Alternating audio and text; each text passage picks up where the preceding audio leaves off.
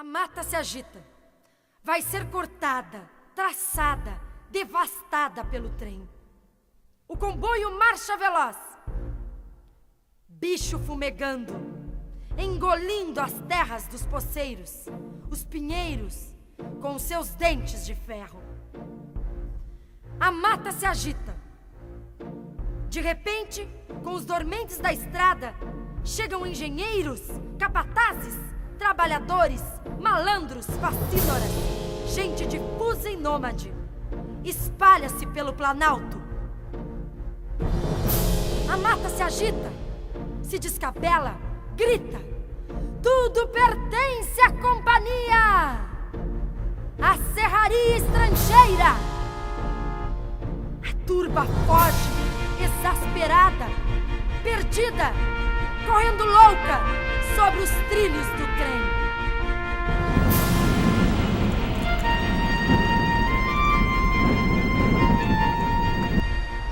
Olá, vocês ainda não me conhecem? O meu nome é Marculino. Estou aqui para contar para vocês uma história que aconteceu no Paraná e Santa Catarina, que marcou a minha infância.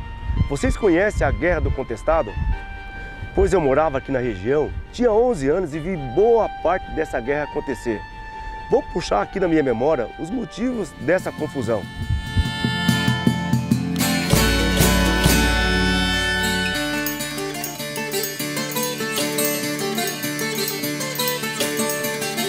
A Guerra Camponesa do Contestado não foi um conflito armado entre paranaenses e catarinenses. Foi, na verdade, uma reação dos sertanejos contra uma ordem social injusta. O sertanejo abandonado no meio do mato, analfabeto e místico, era explorado de forma desumana pelos coronéis da região. Agora você vai acompanhar a história passo a passo.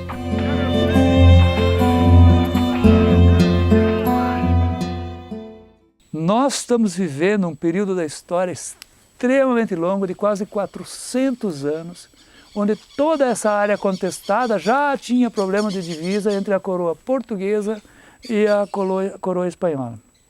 Os tratados de Tordesilhas e de Madrid sempre faziam com que a linha de divisa passasse nessa região do Paraná e Santa Catarina, às vezes mais ao leste e às vezes mais a oeste. Por ter um terreno sem divisa, era um terreno sem jurisdição, ou onde a lei era às vezes mais ou menos cumprida. Como sempre, a história esconde e guarda, para as regiões onde a lei não está presente, escondiam-se nela ex-presidiários, ladrões mesmo, assassinos todos, pessoas de toda sorte e índole que viviam se esconder cada vez mais dentro do puro mato que era essa região. E o que era essa região? Era um mato de verdade, um baita de um mato preto, escuro, cheio de índio, cheio de bicho.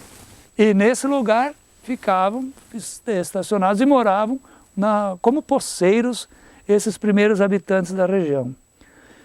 Quando, a partir de 1900, há uma troca de monarquia e para a República, na verdade, no final dos anos de 1800, a preocupação constante com a falta de divisas e iminente conflito com a Argentina determina o resgate daquela política anterior de uma proteção e mobilização rápida de tropas e faz com que justamente nessa área se construa uma ferrovia para esse objetivo estratégico da nova república. Mas a questão dos limites não foi a causa principal da revolta do meu povo.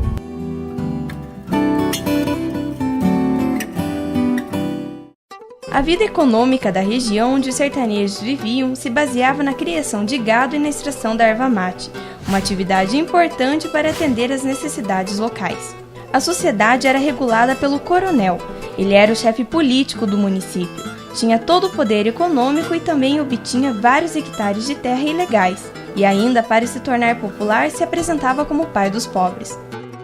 Aqui na região, sabe-se, por exemplo, que esse coronelismo que existiu no norte, no Brasil inteiro, aqui na região também, o meu avô não era coronel, mas ele era grande fazendeiro, ele era capacho dos governos, paterno, avô paterno. E ele, então, conseguiu muitas terras.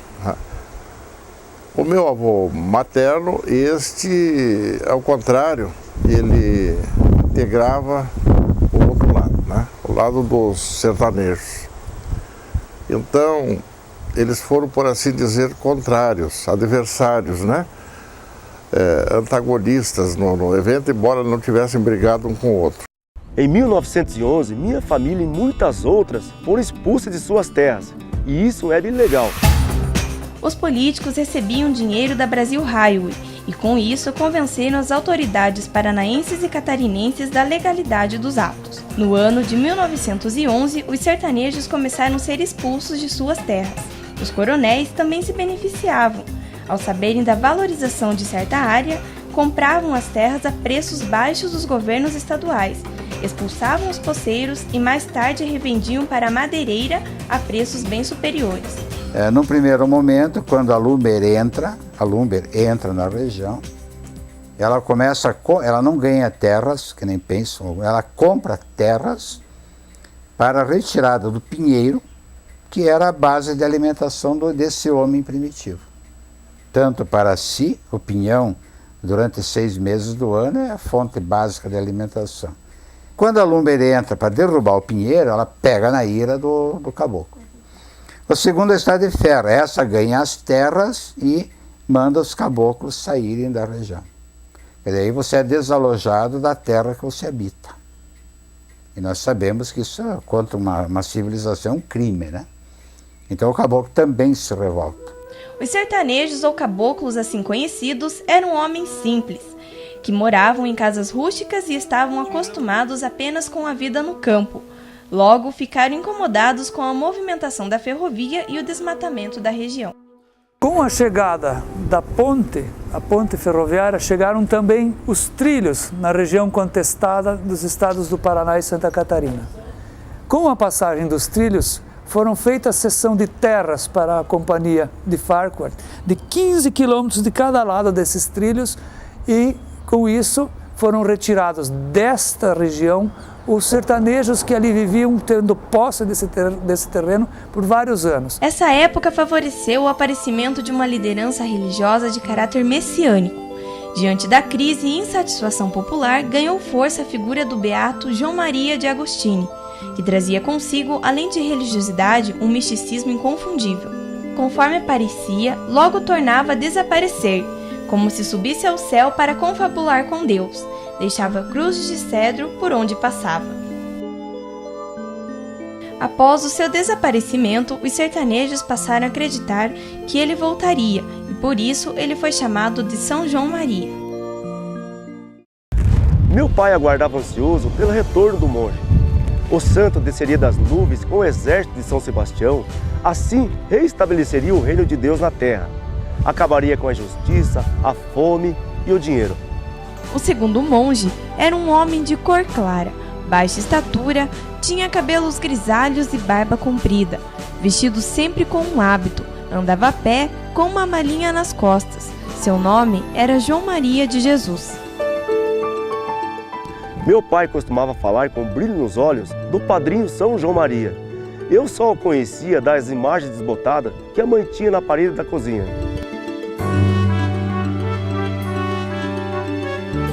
Enquanto os sertanejos esperavam a volta do monge desaparecido, surge Miguel Lucena de Boaventura, um ex-soldado paranaense. Ele dizia ser José Maria de Agostini, irmão de São João Maria, sabia ler e escrever, passou a ser alvo de veneração, aumentando assim o número de fiéis. Sabendo que a polícia estava em seu encalço, o monge se retirou para Irani, em território paranaense. A guerra começou por motivos banais. O aumento de fiéis ao monge José Maria e sua presença em terras paranaenses preocupava muito os coronéis e políticos da região, pois eles achavam que por trás do monge existiam planos do governo catarinense para tomar posse das terras do Paraná. O Paraná queria tirar as duas famílias poceiras da fazenda do Irani, porque o Farquhar, quando desviou a Estrada de Ferro, ele vendeu essas terras, ele empenhou no Banco do Brasil, vendendo para um grupo lá de Ribeirão Preto. E esse grupo não queria entrar na fazenda do Irani enquanto tinha essas famílias de poceiros. Esse que era o problema. Num clima de grande fervor patriótico, a cidade de Curitiba se preparava para expulsar os catarinenses. Para isso, foi designado um destacamento do Regimento de Segurança do Paraná, sob comando do coronel João Gilberto Gomes de Sá Filho. Era um homem célebre por sua bravura.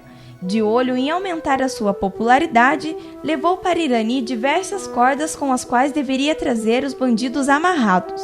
As tropas paranaenses chegaram à União da Vitória no dia 14 de outubro de 1912. No dia 15, partiram para Campos do Irani. No dia 20, ao aproximar-se do lugar onde estava o monge e seus adeptos, o comandante lhe enviou um duro bilhete. Senhor José Maria, deveis comparecer a este acampamento com a maior urgência, a fim de explicar-lhes o motivo da reunião da gente armada em torno de vossa pessoa, alarmando os habitantes dessa zona e infringindo as leis de Estado e da República. Caso não atenderdes a esta intimação que me ditou o cumprimento do dever e o sentimento da humanidade, comunico-vos que dar-vos-ei já franco combate e a todos que forem solidários convosco, em verdadeira guerra de extermínio, a fim de voltar a essa zona do Estado o regime da ordem e da lei.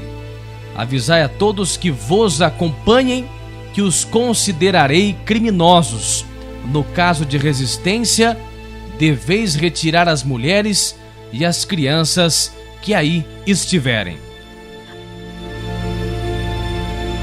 Após ler as folhas, o monge afirmou que não se apresentaria ao comandante paranaense, pois achava que poderia ser maltratado. Na madrugada do dia 22 de outubro de 1912, o coronel João Gilberto atacou o monge com apenas 74 homens dos 400 que levou. Eram 7 horas da manhã quando uns 200 sertanejos, a pé e a cavalo, armados com facões e armas velhas, atacaram os soldados paranaenses. As tropas paranaenses tiveram 11 mortos e 13 feridos. Os sertanejos perderam mais ou menos 6 combatentes. Todos os corpos foram jogados em uma vala, a chamada Vala dos 21. Os sertanejos tinham esperança na ressurreição do monge e, por isso, o enterraram em uma cova coberta apenas com tábuas. Acontece o combate do Irani, tá? N motivos e tal. Morre lá o monge José Maria e morre o Gualberto, que era o comandante militar. Muito bem, morreram, terminou. O exército interviu, por isso que o exército coloca o Irani no movimento contestado, no entendimento de que ali houve um entreveiro, mas não houve combate nenhum após isso. O exército chegou e os caboclos que eram de Santa Catarina voltaram para Taquarussu e os que eram lá do grupo dos Fabrício e dos Fragosos internaram no mato e acabou a confusão. Em agosto de 1913, a neta de Eusébio Ferreira dos Santos passou a ter visões, nas quais o monge aparecia. Ela tinha apenas 11 anos na época e ficou conhecida como a Virgem Teodora. Imediatamente, a notícia se espalhou pelo sertão, aumentando as romarias e a crença em supostos milagres. Ela foi usada como um instrumento para a reorganização em Taquarussu e a participação dela termina ali. Ela participou do combate até aquele momento em Taquarussu, até quando foram para Taquarussu, quando o avô dela foi para lá. E ela era tida como uma das virgens que ia receber a visagem do monge. O monge não vem, né? E ela é deposta e ela se retira. O tio de Teodora, Manuel, também disse ter encontrado com um monge no meio do mato e recebido a ordem de que os fiéis deveriam se reunir em Taquarussu, o que de fato aconteceu em 1º de dezembro de 1913. Nesse período, como distintivo, os homens passaram a usar uma fita branca no chapéu, rasparam a barba e cortaram o cabelo à escovinha. Passaram a ser chamados pelos adversários de pelados, nome esse que também se referia à pobreza dos sertanejos. Estes chamaram os inimigos de peludos. O governo catarinense organizou um ataque em Taquarussu. O plano era assim: os 200 e poucos homens seriam divididos em 3 colunas, as quais se dirigiam ao reduto.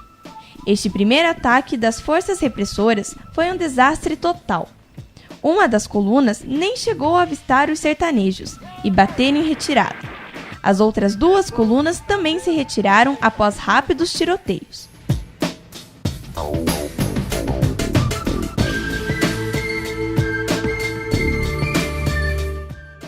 Durante o tiroteio, o seu Eusébio carregava uma grande imagem de santo e seguia no rumo da força.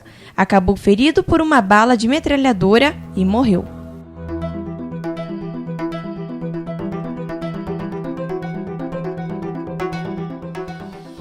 No dia 8 de fevereiro de 1914, ocorreu o segundo ataque.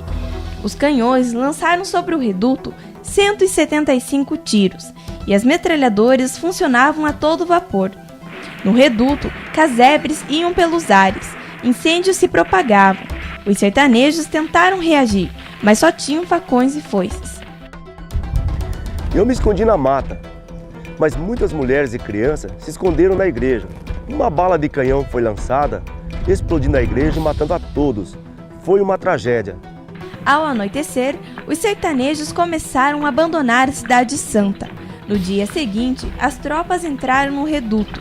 Para retardar o assalto final e dar tempo para a fuga, inteligentemente os sertanejos colocaram cadáveres na frente das trincheiras, dando a impressão de que eram atiradores.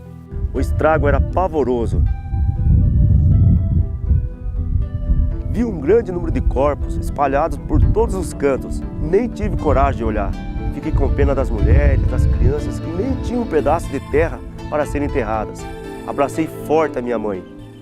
Os militares só tiveram 1 morto e 3 feridos. O ataque em Taquarussu foi o estopim que deflagrou a chama de uma violenta guerra civil. Então o exército ataca Taquarussu, mata uma porção de gente e acredita que com isso ficou vencedor do momento ali.